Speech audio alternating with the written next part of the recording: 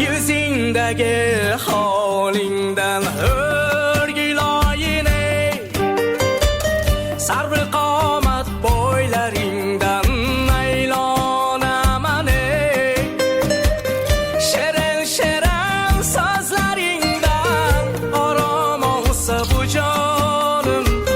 Min aşıktan aşık olup saylanamam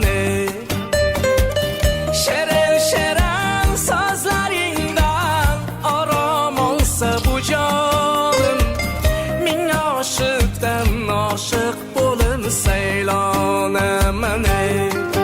Sevasizmi desem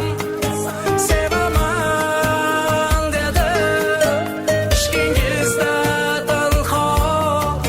yurarman dedim Şutasizmi desem şutaman dedim İşkingizde hallar yutar